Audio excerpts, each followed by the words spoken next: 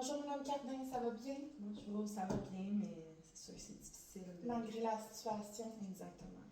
Oui, c'est ça, parce qu'en fait, on est à notre deuxième rencontre aujourd'hui. Ouais. On a eu une première rencontre là, la semaine passée où vous m'avez expliqué un petit peu la situation que vous viviez au travail. Vous êtes enseignant dans une école primaire, nouvelle enseignante, puis vous adorez votre travail comme que vous m'avez dit. Vraiment. Mais là, vous avez un directeur là, qui est là depuis quand même pas très longtemps, aussi qui vient d'arriver. Puis vous m'avez expliqué là, qu'il vous faisait vivre là, du harcèlement sexuel au travail, c'est ça? Oui, exactement. Là. Puis vous trouviez ça difficile étant donné que vous adorez votre emploi. Vraiment. Je trouve ça super difficile parce que j'adore mes élèves, j'adore les employés à mon travail, mes collègues de travail sont vraiment fun, puis c'est super motivant de travailler dans ce milieu-là. Mais en même temps, il y a le côté du directeur qui est vraiment assez intense. Ça a commencé au début par des petits compliments. Au début, je pensais juste que c'était du renforcement positif. Moi, je trouve que c'est bien de complimenter puis de faire du renforcement positif. T'sais, moi, c'est ce que je prône. Mais ça devient de plus en plus intense. Puis je commence à pas me sentir bien dans la situation. Là, ça a commencé que je venais de finir ma journée. En plus, j'avais passé une super belle journée. J'arrive à ma voiture. Il m'attend à ma voiture pour me demander si je voudrais aller au restaurant pour parler pro, mon œil. Puis évidemment, j'ai refusé. Je ne suis pas intéressée par ses avances. Je ne suis pas intéressée à aller plus loin avec lui. Fait que j'ai pris le temps de lui dire de façon ferme, je ne suis pas intéressée. Je dois retourner chez moi, mais c'est sûr, je veux pas, je suis un peu mal à l'aise dans la situation. Oui, c'est comprenable. Puis, tu sais, encore une fois, il insiste, puis il me fait passer pour une coincée, justement. Par la suite aussi, des fois dans des réunions, il prend la peine de mettre son épaule, mais de façon insistante. Oui, exactement. Okay. Pendant à peu près 5 minutes, ça devient un petit peu trop intense. J'ai tendance à me tasser un peu, mais encore une fois, je suis un peu mal à l'aise. J'ose rien faire de... Ça vous rend inconfortable parce que c'est votre supérieur. Oui, exactement. Exactement. Mais pas juste parce que c'est votre supérieur, parce que vous voulez pas, en fait, ce contact physique-là avec cet homme-là. Donc, c'est ça, je ne désire pas ce contact. Vous avez essayé de lui faire comprendre, puis malgré tout, là, ça persiste. Exactement. Encore une autre fois, j'étais en train d'imprimer des papiers pour mes élèves. Il arrive à côté de moi. Il commence à me dire que justement, si j'étais moins coincée, il y aurait des plus grandes opportunités qui pourraient s'ouvrir à moi. Je pourrais gravir les échelons, puis avec mon sourire, je pourrais avoir tout ce que je désire.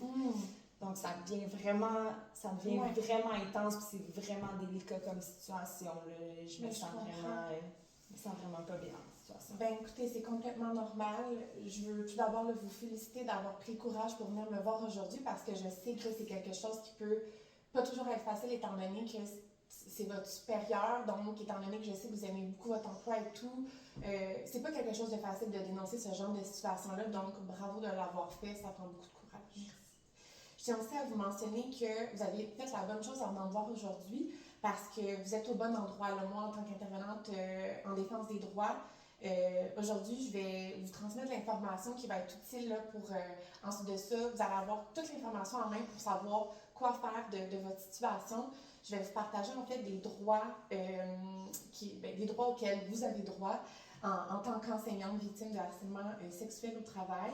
Je vais aussi ensuite de ça, après vous avoir partagé vos droits, vous expliquer des recours que vous pourriez en fait là, vous servir pour vous sortir de cette situation-là. Je vais vous proposer là, 2 recours qui s'offrent à vous.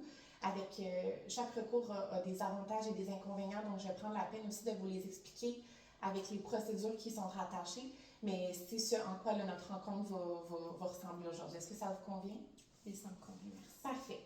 Fait que, premièrement, je veux juste vous dire qu'en tant qu'enseignante, comme que je vous ai dit, vous avez des droits au travail.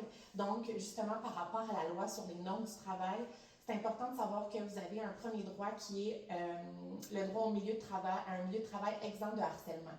Donc, tout employé là, a droit à un milieu de travail exempt de harcèlement, y compris sexuel.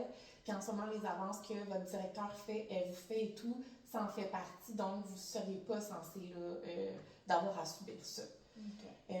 Vous avez aussi le droit de dénoncer sans représailles, donc le droit de signaler une situation de harcèlement comme vous vivez sans crainte de représailles, sans avoir peur que le directeur vous mettre des sanctions ou vous rétrograde dans votre poste, ce serait complètement illégal. Donc ça, ayez crainte là, que ça se produise, c'est pas légal en fait de faire ça. Et justement, là, il y a aussi, par rapport à la loi sur la santé et la sécurité du travail, cette loi-là aussi nomme, en fait, impose à l'employeur l'obligation d'assurer un environnement de travail sécuritaire, exempt de risques psychologiques ou physiques. Donc, ça en fait partie aussi. Puis, il y a aussi la Charte des droits et libertés de la personne du Québec qui mentionne le droit à la dignité et à l'intégrité. Donc, le harcèlement sexuel il constitue à une atteinte à la dignité et à l'intégrité psychologique et physique de la personne. Et également le Code civil du Québec qui mentionne, qui protège le droit à la dignité et à l'intégrité et à la vie privée de la personne, qui en ce moment, de ce que vous me contez, le fait là, que le directeur vous suit jusqu'à votre voiture et tout, vous fait des avances. La dernière rencontre, je pense que vous m'aviez même nommé qu'il vous surveillait et tout. Donc, ça porte atteinte à votre vie privée et à votre intégrité. Donc, c'est toutes des choses que vous devez savoir auxquelles vous avez droit. Okay. Donc, vous êtes au bon endroit. OK. Ça me rassure beaucoup. Bien, tant mieux. Je suis contente de savoir ça. Et en fait aussi, ce qui est le fun, c'est que dans chaque centre de service scolaire ou commission scolaire, il y a une politique obligatoire dans chaque commission scolaire qui mentionne, qui agit à titre de prévention du harcèlement et de la violence en milieu scolaire.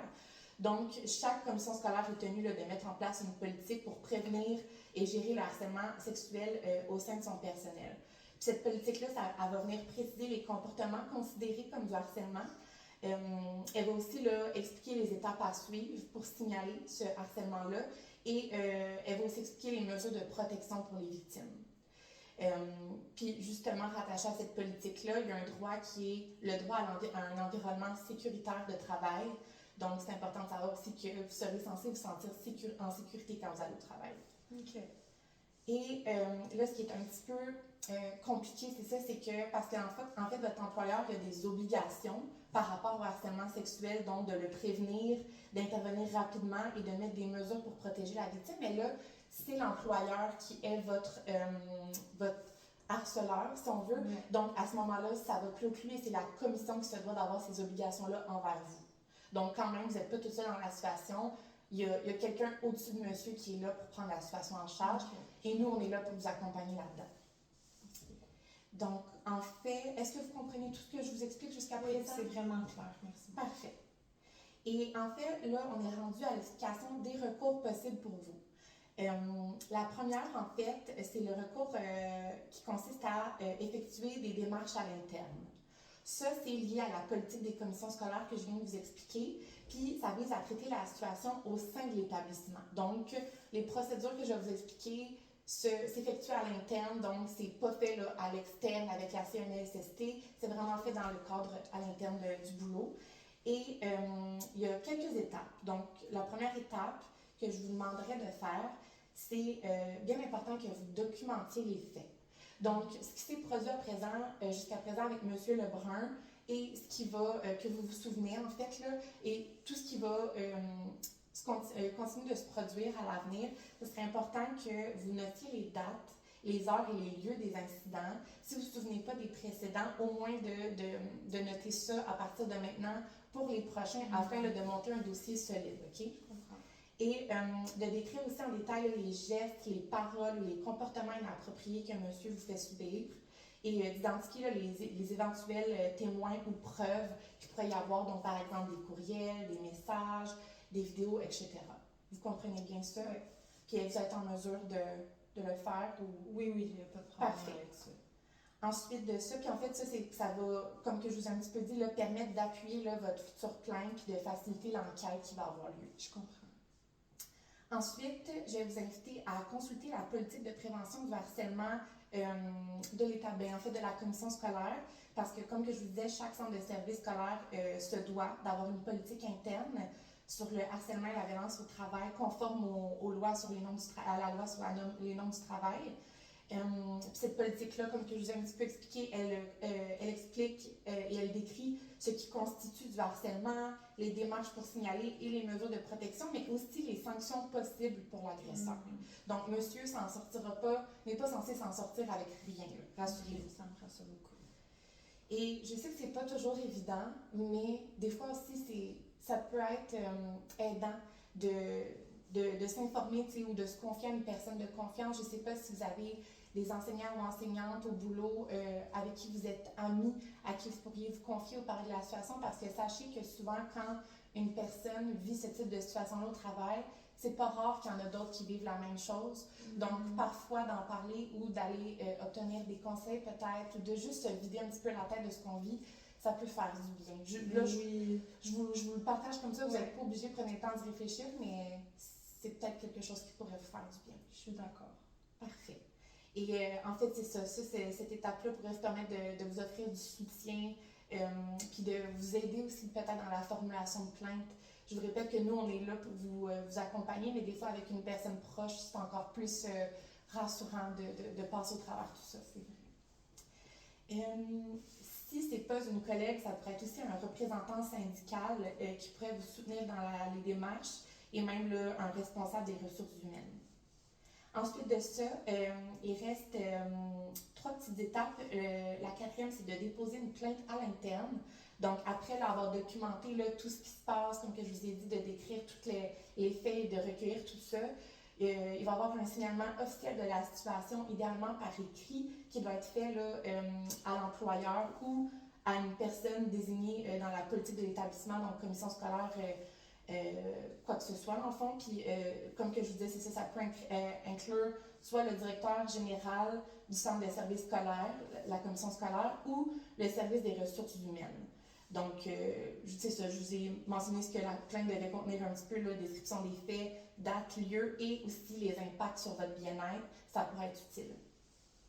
Et ensuite de ça, finalement, il va y avoir une enquête interne qui va être effectuée une fois la plainte déposée. Puis, l'employeur, dans le fond, la commission scolaire va être va devoir ouvrir une enquête pour déterminer si votre situation, si la situation de harcèlement s'est bien produite. Et inquiétez-vous pas, je tiens aussi à vous dire que la confidentialité de votre plainte va être protégée là, tout au long du processus. Nous, notre but, c'est justement qu'il n'y ait pas de représailles et on trouve ça super important là, que la confidentialité des victimes et des témoins soit protégée, donc craignez pas de ça. Okay, parfait.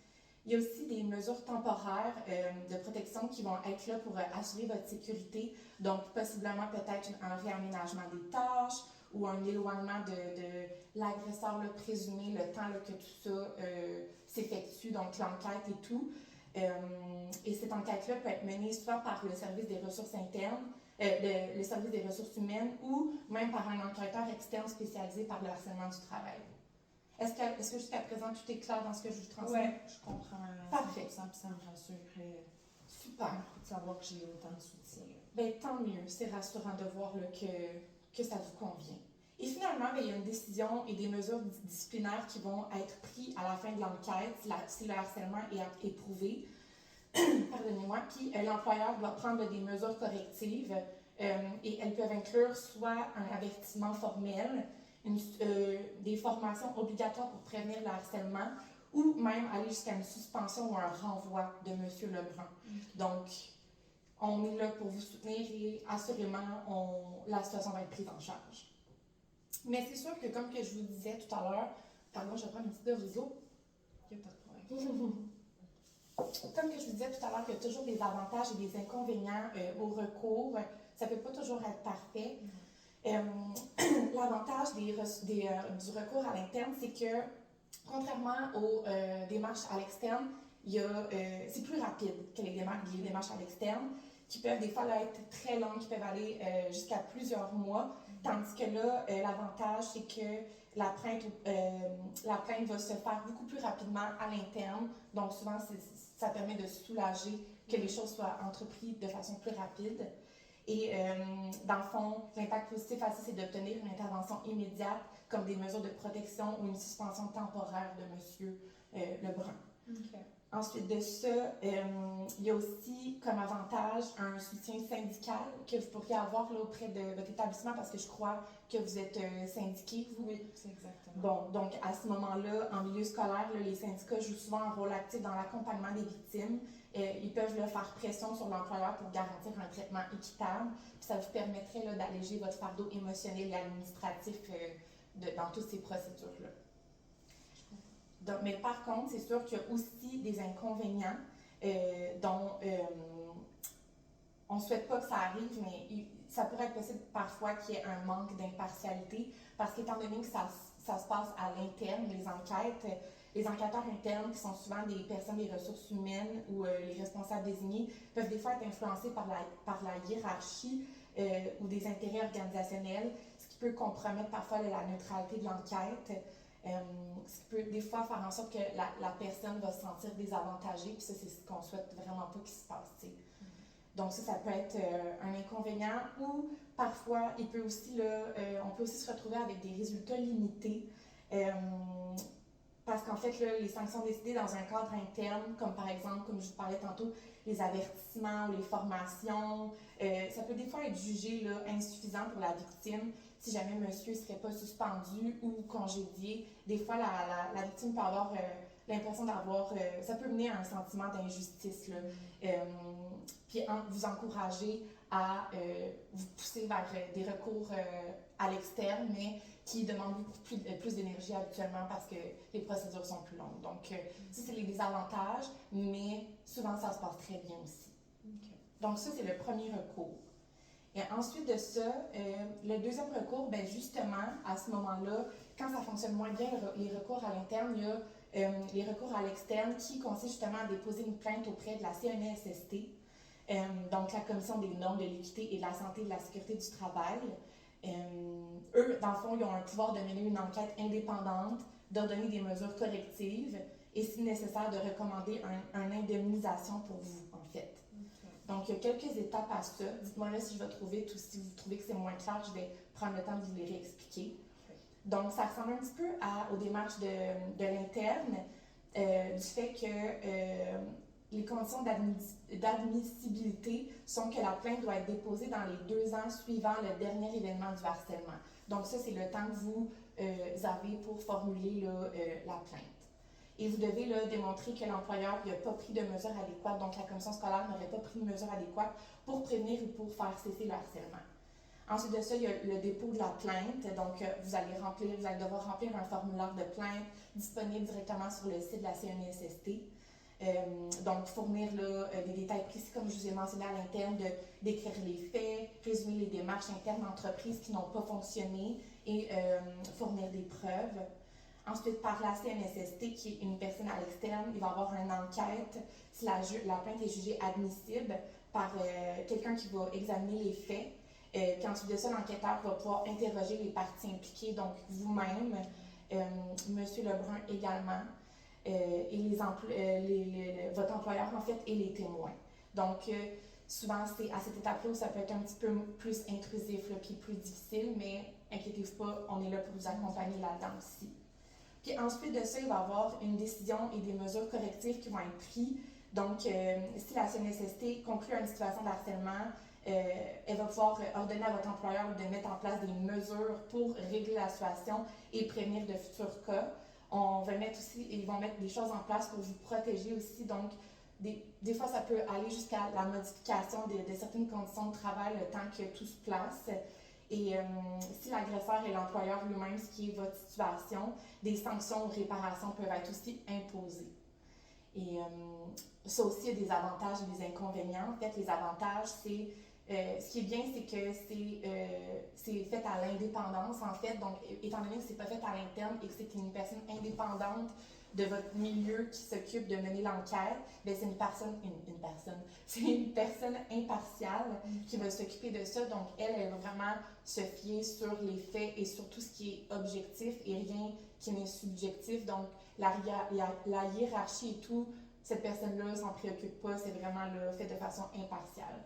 Et ce qui est le fun aussi, c'est que c'est quand même accessible, ce processus-là, du fait que déposer une plainte, là, c'est quand même simple et ça ne nécessite pas d'avocat. Donc ça, quand même, c'est des procédures de moins, de l'administratif de moins qui s'ajoutent sur vos épaules. Finalement, les inconvénients potentiels, c'est la charge émotionnelle et psychologique que ça peut avoir, étant donné que c'est des plus longs un plus long processus. Et les délais aussi peuvent être quand même des fois significatifs du fait que le traitement d'une plainte peut parfois prendre plusieurs mois et même prendre presque une année et parfois un petit peu plus. Donc, c'est quand même des fois des processus qui sont longs à faire à l'externe. Donc, c'est sûr que des fois, c'est pas toujours évident. Donc, on vous conseille de commencer par les mesures en interne, mais en même temps, c'est à vous que la décision revient, puis c'est vous qui êtes là, maître de décider ce que vous voulez faire. Donc, ça, c'était l'information que j'avais à vous transmettre sur les recours possibles avec les procédures pour y parvenir et les droits là, auxquels vous aviez droit, en fait, dans le cadre de votre emploi. Est-ce que vous avez des questions par rapport à l'information que je vous ai transmise? Mais pour vrai, je crois que c'est 100% clair. J'ai bien compris. Je vais juste prendre le temps de réfléchir et d'assimiler l'information. Oui, parce que d'ailleurs, ça fait beaucoup d'informations que je vous transmets. Là, je suis consciente que je vous ai transmis beaucoup de choses. Donc, je veux aussi vous dire qu'il y a moyen là, que je vous imprime les documents de l'information que je vous ai transmis. Ça m'aiderait beaucoup. Oui, que je puisse vous l'envoyer par courriel. Oui, s'il vous plaît. Puis, je vais aussi donner mes coordonnées. Donc, n'hésitez pas s'il y a quoi que ce soit. En fait, moi, je vais continuer de vous accompagner là-dedans. C'est notre deuxième rencontre, mais il va en avoir d'autres. Donc, si vous oubliez une information, vous n'êtes plus trop sûr, recontactez-moi. Je vais être là pour vous soutenir là-dedans. Puis, cette information-là va vous être transmise. Là. Parfait, merci beaucoup. Ça m'enlève un peu sur mes épaules.